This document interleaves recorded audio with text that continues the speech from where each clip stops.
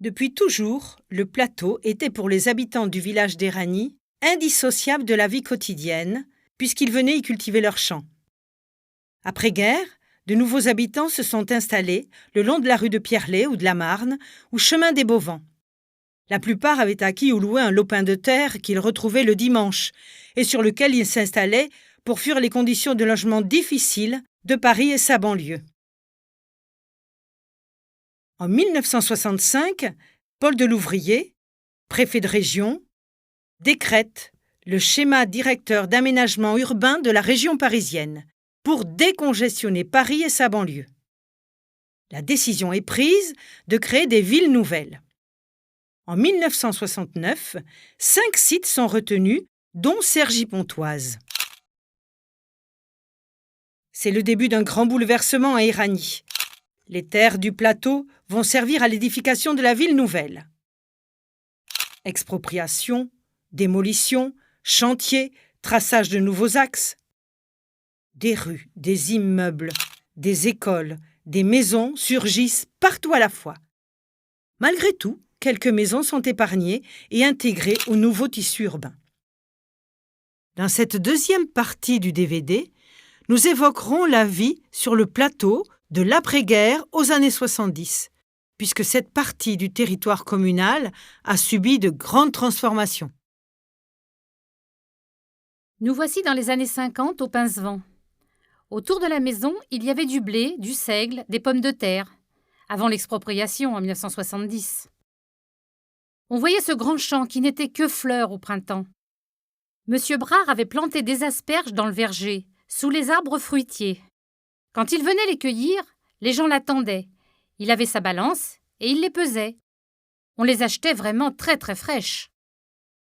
Vers le 14 juillet, quand on quittait l'école, les bottes de paille étaient en petites huttes pour les faire sécher, et on allait glaner le seigle, le blé, avant que les agriculteurs ne retournent la terre. C'était autorisé. On glanait aussi les pommes de terre qui restaient, ou celles qui avaient été abîmées. Le soir, maman me disait « Bon, tu as assez révisé, viens, on va faire l'herbe au lapin. » Il y avait des bleuets dans les champs de blé. On en faisait des bouquets avec des coquelicots, et des fleurs blanches, on en prenait moins. On nous disait que c'était des fleurs de tonnerre. On aimait bien, parce que ça faisait bleu, blanc, rouge. En 1960, je me rappelle, j'allais travailler à Paris en moto. La rue n'était qu'un chemin de terre. Il y avait des trous partout. Il devait y avoir une dizaine de pavillons autour rue de la Marne. La Challe, c'était des champs de betteraves. Sur l'emplacement des 10 arpents, c'était la même chose. Des pommes de terre, des vergers. Les seuls secteurs construits, c'était la rue de la Marne, la rue des Buissons-Moineaux, la rue Claude Bénard et la rue des Écoles, où il y avait quelques pavillons.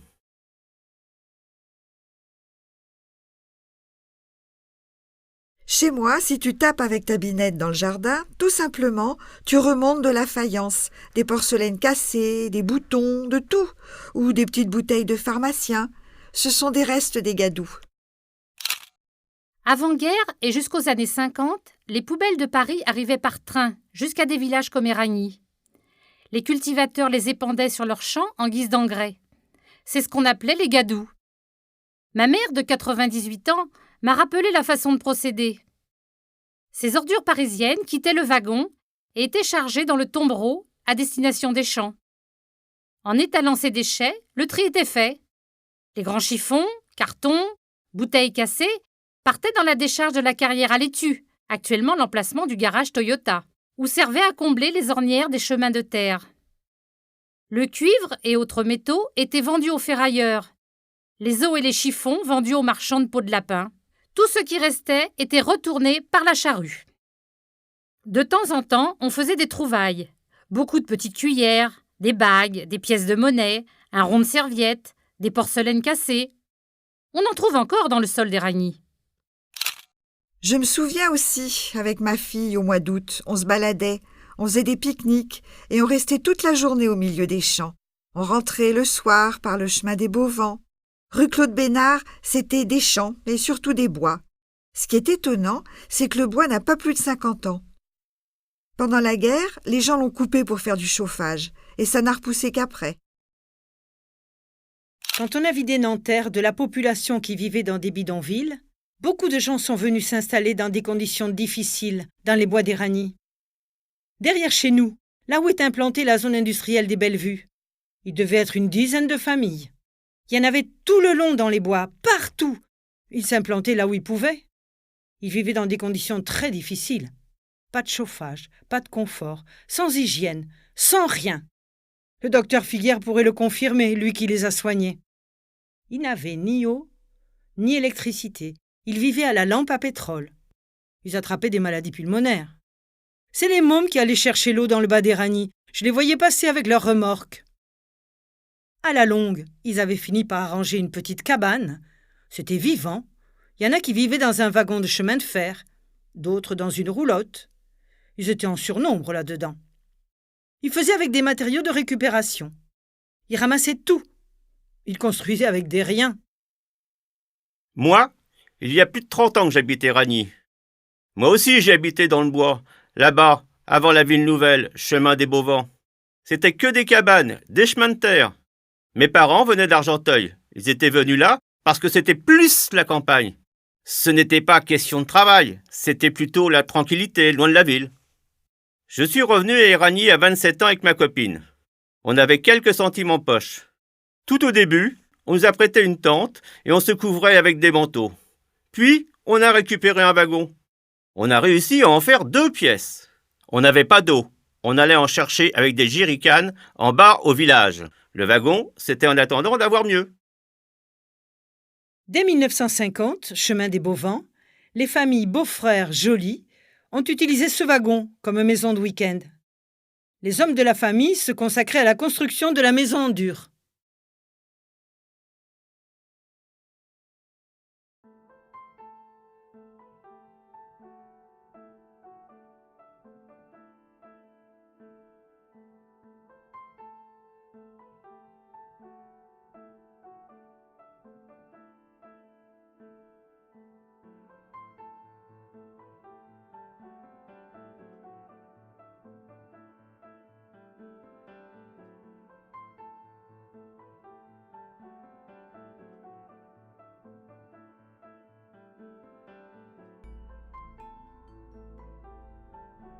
Il y avait plein de gens d'Asnières et de Gennevilliers qui avaient acheté des terrains pour leur week-end.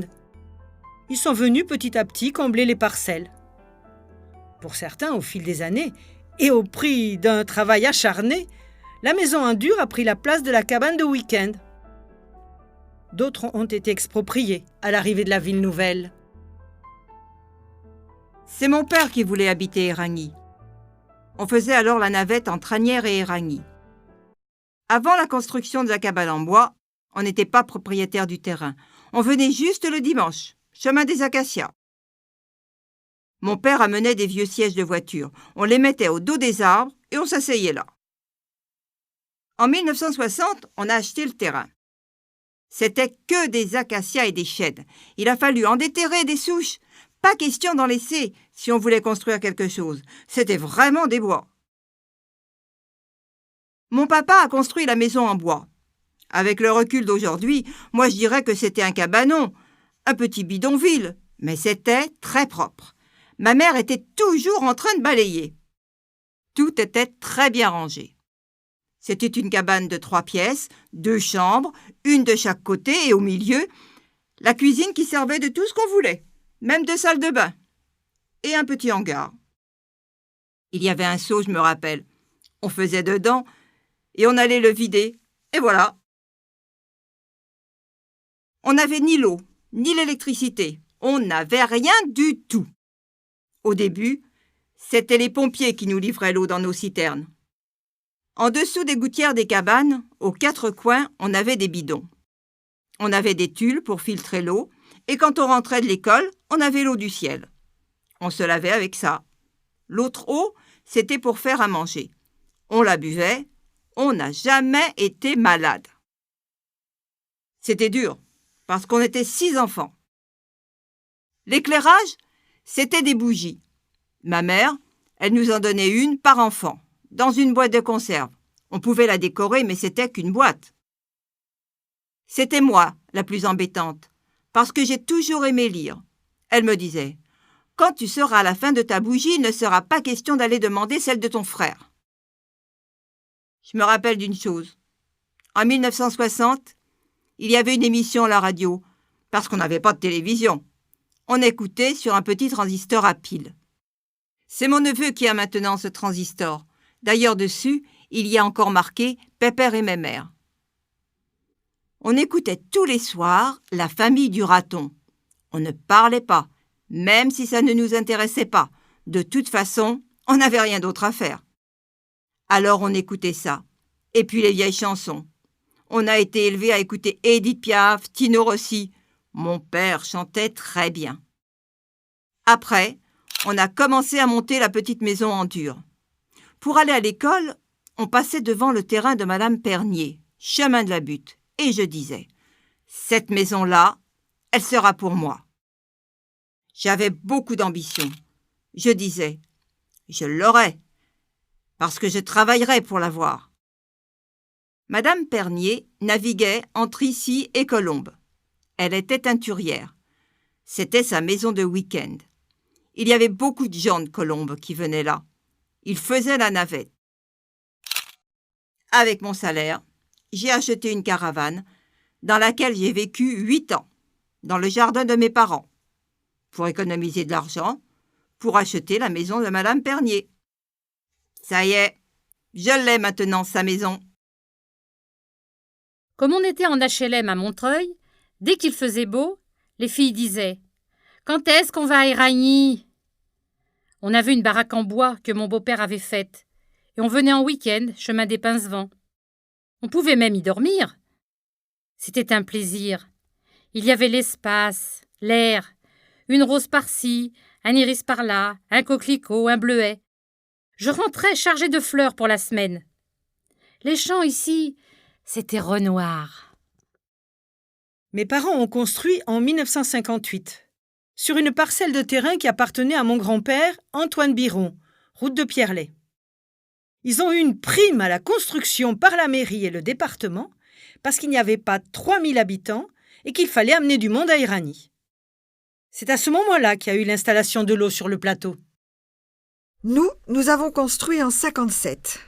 Voilà mon mari pendant les travaux. Et nous avons habité la maison en 59. Ça fait donc 50 ans que nous habitons à Éragny. Dans notre rue des Pincevents, à ce moment-là, il n'y avait que des champs et la maison de Monsieur Schmitt, une petite baraque en bois. Nous, on était les castors du rail. Les castors, c'étaient des familles aux revenus modestes qui se regroupaient en coopératives, par souci d'économie, pour obtenir au moindre prix les matériaux.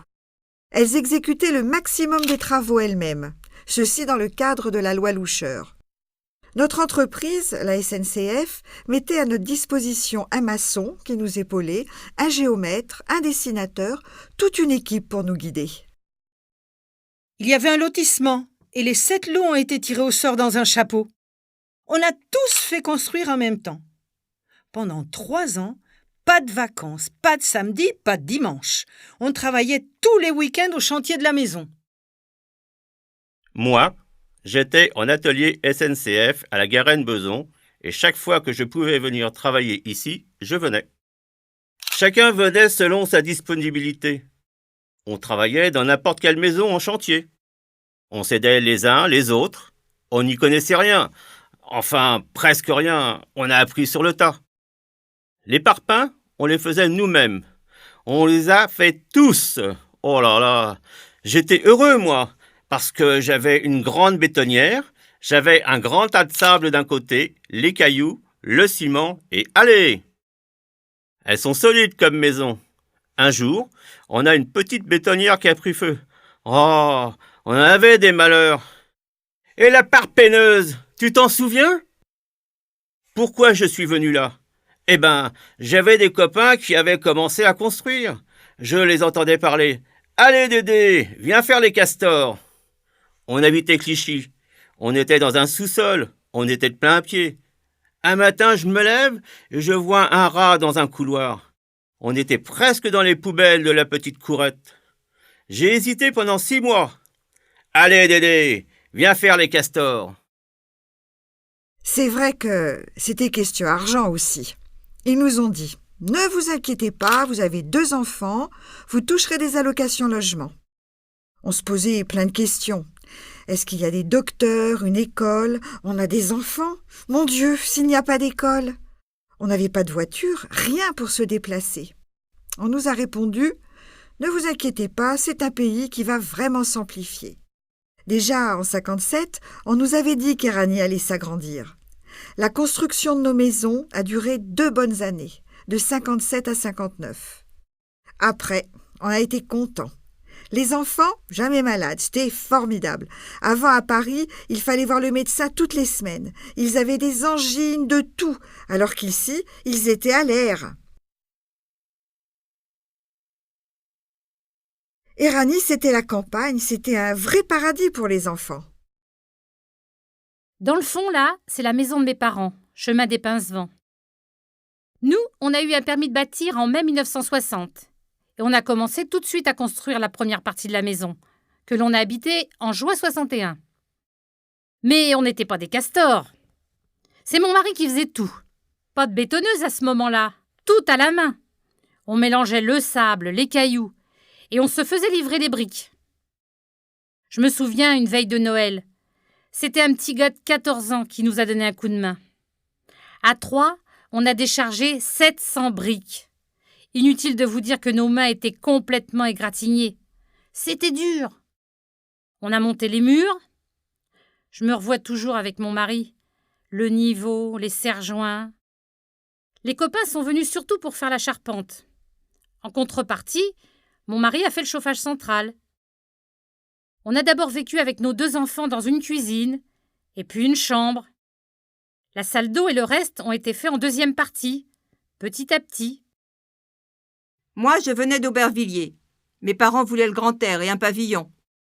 Un ami, rue du Buisson-Moineau, a dit à mon père « Il y a un beau terrain à côté du mien, viens donc !» C'est comme ça que ça s'est fait. Et notre maison a été faite avec des parpaings fabriqués à la Cité de l'Espérance. Nous, habitants du plateau, on avait la visite des commerçants ambulants. Aujourd'hui, je vous raconte la tournée de Gaston. Gaston, c'était le laitier, épicier ambulant. Sa fourgonnette, surbaissée et équipée, contenait tous les produits alimentaires qui faisaient l'ordinaire de nos repas. Conserves, pâtes, yaourts, nature bien entendu, la confiture familiale faisait le reste. Et le lait. Les bidons de lait frais trônaient au milieu de la camionnette. Et je revois son geste pour servir le lait dans nos boîtes à lait, en aluminium, sans en faire tomber une goutte. Ce qui est représentatif de cette époque, c'est la manière de passer commande. Nos grillages de jardin, en bord de route, étaient équipés de crochets en hauteur, pour les mettre à l'abri des plaisanteries enfantines et des animaux. Au crochet, on suspendait le cabas, à l'intérieur duquel il y avait la liste et souvent le porte-monnaie. Gaston servait ce qui était demandé, replaçait la boîte à lait et les courses attendaient sur leur crochet le retour des habitants le soir. L'été, le lait devait bien attraper quelques coups de chaleur. Les gens du quartier étaient tous modestes, voire moins encore. Mais personne ne serait venu se servir dans un cabas qui ne lui appartenait pas. Nous, au début, quand on est arrivé dans notre petite cabane en bois, on allait chercher notre lait avec une boîte à lait à la ferme qui est dans la plaine.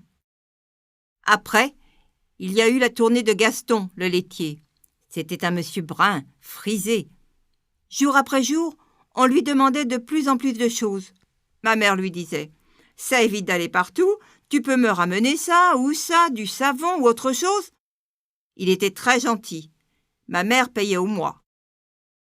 Il faisait tout. Bonbons, gâteaux. Les enfants le connaissaient.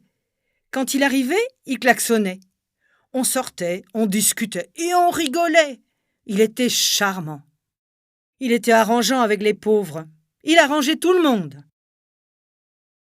Une fois, je voulais faire du riz au lait avec des petits raisins secs. Je laisse mon filet pendu à la petite barrière avec un petit mot. J'arrive le soir, il n'y avait plus rien accroché. Et puis mon filet, il était parti.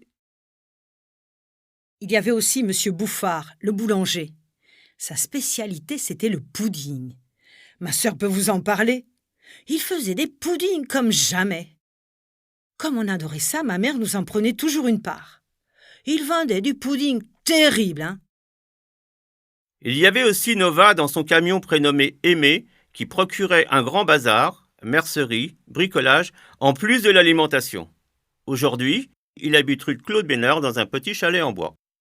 Il y avait aussi, chose paranormale de nos jours, la venue chaque début de mois de l'agent payeur. Il passait dans sa 2 chevaux pour distribuer les allocations familiales. Le voyez-vous parcourir Uranie aujourd'hui dans sa petite voiture? Moi pas.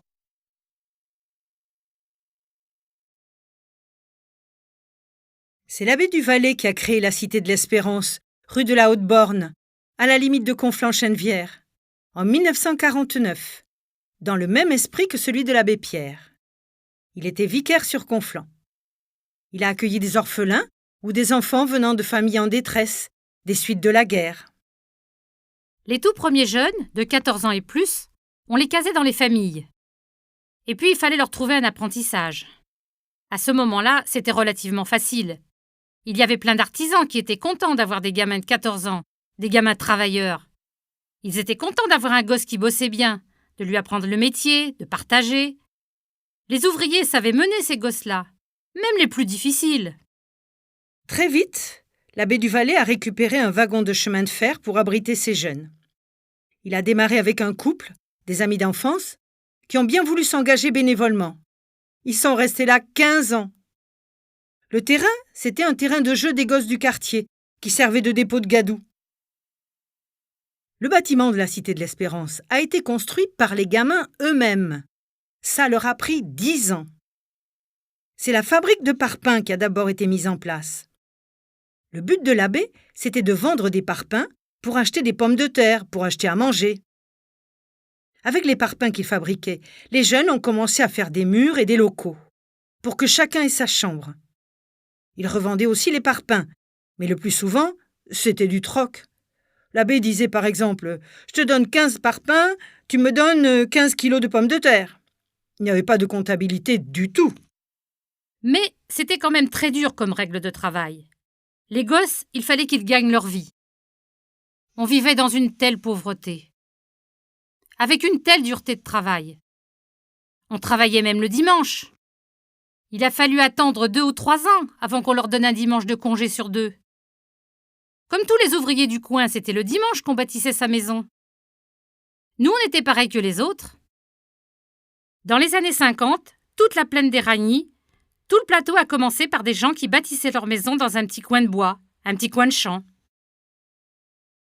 On avait 5, 6 voisins à qui on pouvait faire appel. Il y avait aussi des maçons professionnels qui venaient nous donner un coup de main de temps en temps.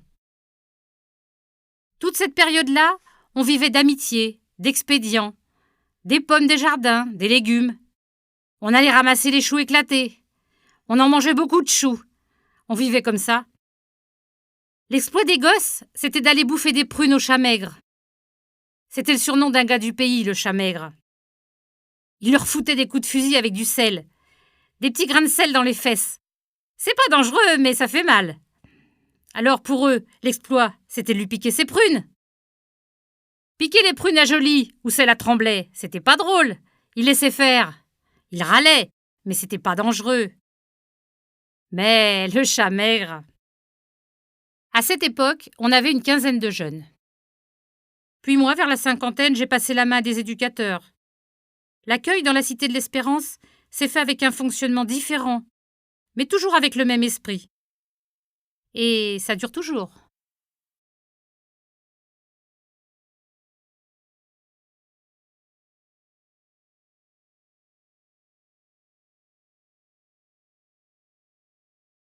Près de Pontoise, 7 hommes dessinent une ville toute neuve pour 400 000 habitants. Bernard Hirsch dirige cette équipe. Quand? Comment? Par qui fut décidée l'implantation de la ville nouvelle?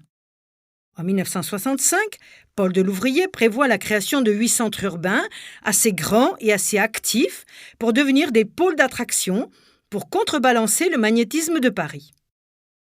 Pontoise-Cergy sera l'un d'eux. Et Ragny sera une des communes concernées par cette ville nouvelle. Monsieur Urban, ingénieur travaux publics, maître maçon et architecte designer, faisait partie de l'équipe des 70 personnes responsables de la construction de la ville nouvelle, qui englobait à l'époque 15 communes.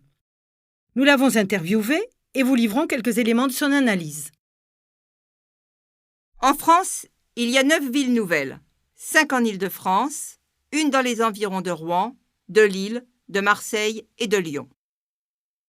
Les villes nouvelles étaient prévues pour éviter le modèle de Sarcelles qui posait des problèmes. Dans les années 50, on traversait une période de pénurie de logements. Il fallait en réaliser beaucoup, rapidement et à moindre frais. La densité, la concentration humaine conditionnent le dynamisme d'une ville. Il faut respecter une densité moyenne avec des équipements publics, des écoles, des terrains de sport, un gymnase, une piscine.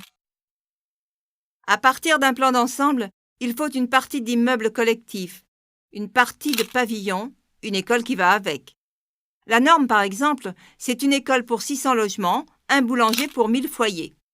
Ici, à Éragny, le premier quartier construit a été la Rosnière. La plus grande réalisation, c'est la Chale, répartie entre 3 ou 4 opérateurs immobiliers. Cela a représenté un travail énorme de coordination. La première mission d'un urbaniste, c'est de créer un cadre de vie agréable. Il fallait penser d'abord à la construction des routes.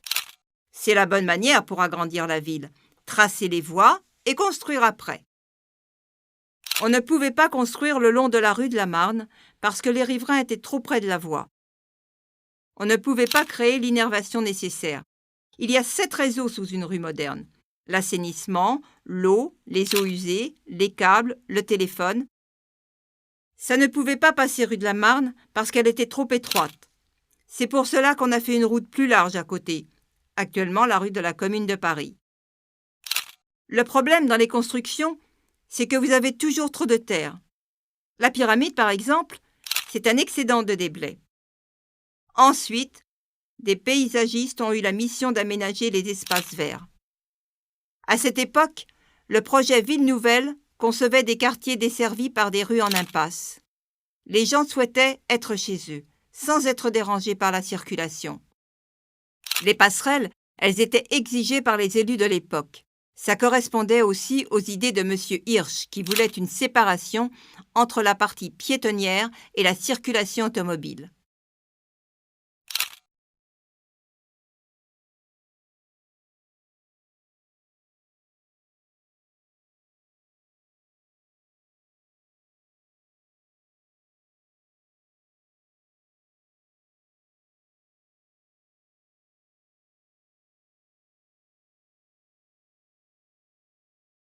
À Éragny, on a intégré un certain nombre de maisons qui sont restées dans l'aménagement des nouveaux quartiers.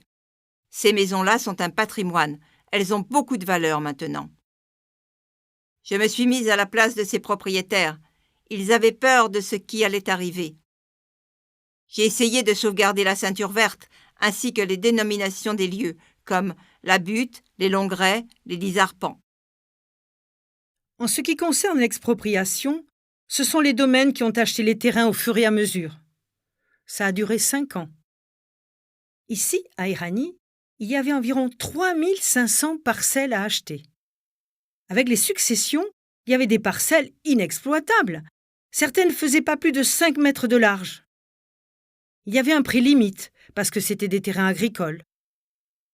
Les négociations se faisaient au fur et à mesure. Ceux qui ne voulaient pas vendre étaient expropriés par l'État. Et ça prenait un certain temps. L'enquête préalable est sortie en mai 69 et a déclenché la création de plusieurs associations de défense. Notre association, le Comité de défense contre l'expropriation à Éragny, s'est mise en place à cette époque-là pour présenter des observations. Chaque personne concernée par l'expropriation devait fournir un mémoire. On a rédigé des modèles de contestation pour aider les expropriés. Pensez-vous qu'il fut facile aux familles résidant à l'époque sur le plateau d'admettre qu'il leur fallait partir ? Aux agriculteurs exploitant les champs, les vergers, quelques vignes, entretenant les bois, de se voir mutilés de leur outil de travail ? Voici la lettre retrouvée dans la caisse à outils du père Biron, qui habitait route de Pierrelet, à l'emplacement de l'école du Bois, s'adressant aux responsables du projet Ville Nouvelle. Messieurs, je me dois, avec tout mon respect, de vous signaler mon cas. Âgé de 75 ans, petit retraité des PTT, je suis propriétaire d'un terrain de 2559 mètres carrés avec 168 arbres fruitiers de toutes espèces, en pleine production et un jardin potager, ce qui est ma meilleure ressource. J'y suis installé depuis octobre 1928 avec mon petit pavillon et beaucoup de dépendances. Si je devais être exproprié, il est impossible que je retrouve ces ressources que j'ai acquises à la sueur de mon front et avec des privations.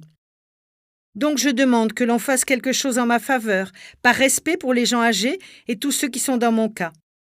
Si toutefois tout est impossible pour moi, en aucun cas je n'accepterai d'être relogé sur le territoire d'Éragny, car je le vois comme sable mouvant.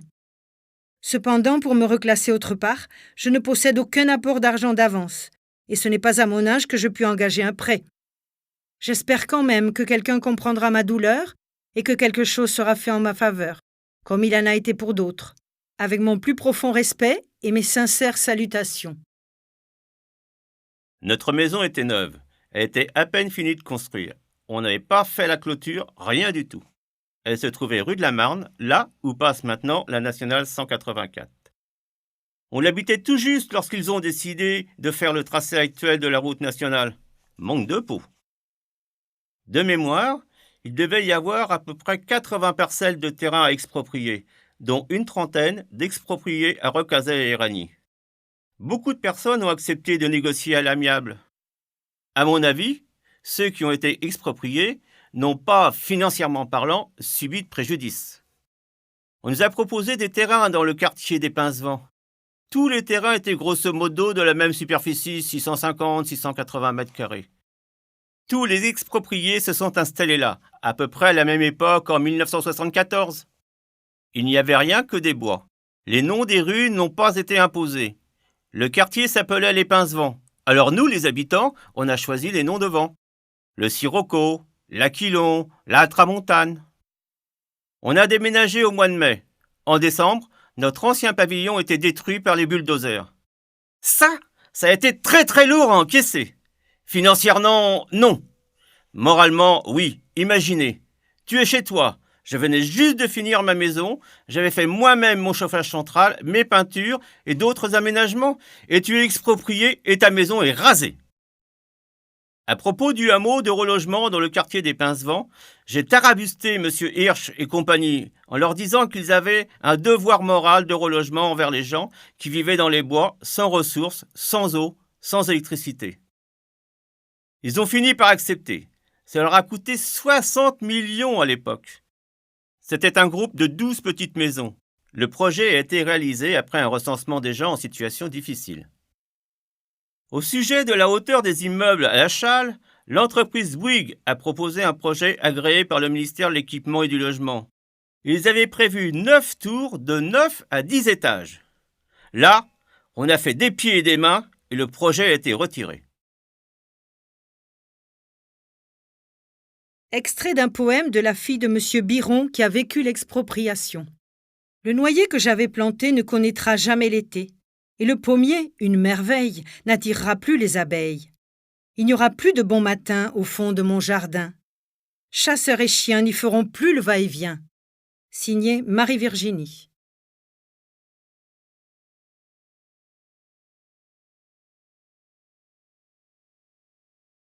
Nous habitions Conflans. Nous avons acheté notre maison au Courteret en 1977. Le bureau d'information de la ville nouvelle avait installé des panneaux détaillant les programmes immobiliers. Les plus anciens se rappellent bien de ces nombreux panneaux. La Challe est en construction et l'aménagement paysager de notre lotissement des Courterets n'a pas encore été réalisé. Nous sommes en hiver 77. Nous n'avons pas encore emménagé à Éragny. On aperçoit la maison témoin qui deviendra notre maison. Elle est mise en vente avec le reste du lotissement. De notre jardin, on aperçoit le chantier de la Challe en arrière-plan. On voit les immeubles des Longrets depuis notre maison. Nous avons été témoins de l'évolution du chantier de la Challe, avec ses baraquements, le centre médical sort de terre, la boulangerie, la poste aussi. Vous remarquez le nombre de grues ? En janvier 1978, les travaux ont bien avancé. On découvre les premières peintures de la Challe. Le terrain de sport des Longrets n'est pas encore réalisé. La mairie annexe n'existe pas. L'école des Longrets est encore en chantier. Au fond, les 10 arpents. Les enfants vont chercher le pain en empruntant la passerelle. La mission d'aménagement voulait faire d'Éragny une commune bien équilibrée. A-t-elle réussi? Il dépend à chacun de nous aujourd'hui d'en faire une ville où il fait bon vivre ensemble.